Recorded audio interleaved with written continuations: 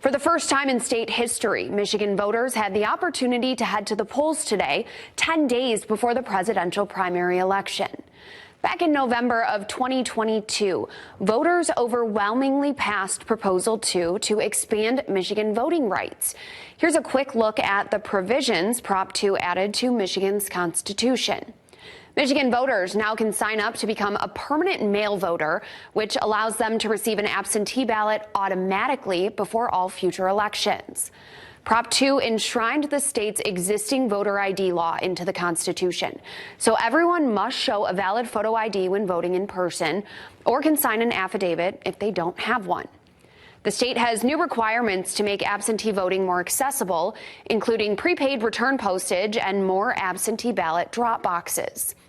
Absentee ballots of military and overseas voters are considered timely if postmarked on Election Day and received within 6 days of the election. Election audits must be conducted securely by people with no political party affiliation and under supervision of the Secretary of State. Local governments can continue accepting publicly disclosed charitable contributions for election administration.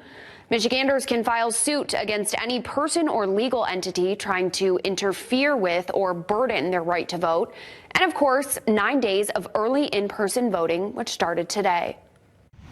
You have to be able to get in one of the 9 days, you know what I'm saying, plus Election Day. Michigan's early in-person voting started Saturday. So now, whether you forgot to request an absentee ballot or are busy on Election Day, there's really no excuse not to vote. And I was like, hey, there's no harm in just going to do early voting because so many things are going on.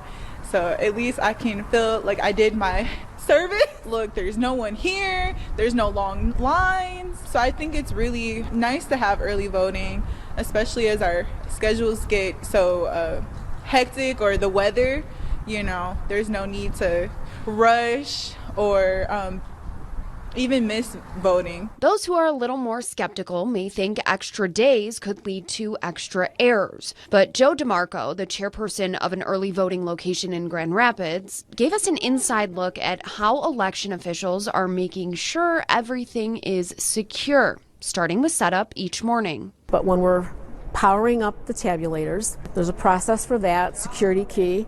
After we get it all up and running, there's several processes that we have to do on the screen here just to, you know, follow the procedure along, make sure the date, the time, all that is properly set before anything is voted on. A zero tape prints out each morning to show a zero balance in each tabulator.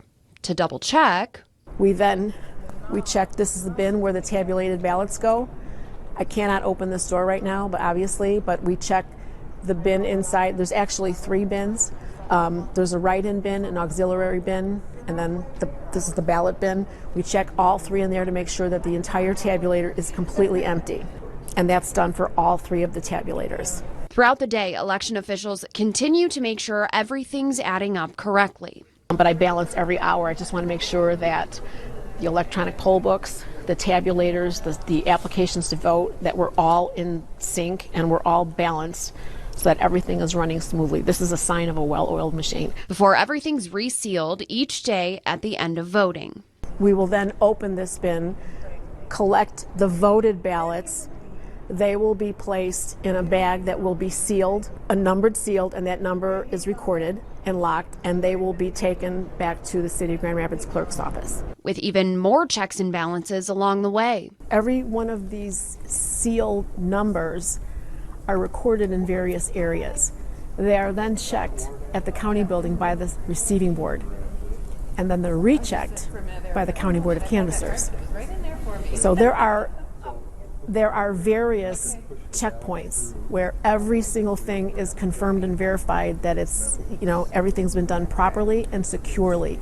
That's the main word, secure. And if you still don't fully trust the election process, and I would encourage, I hope more people step up to come in and, you know, be inspectors, be electronic poll book operators, get involved in the process.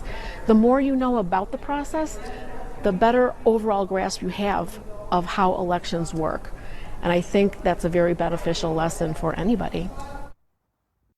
Election Day is Tuesday, February 27th. For early in-person voting locations and hours in your county, head to this story on our website, fox17online.com.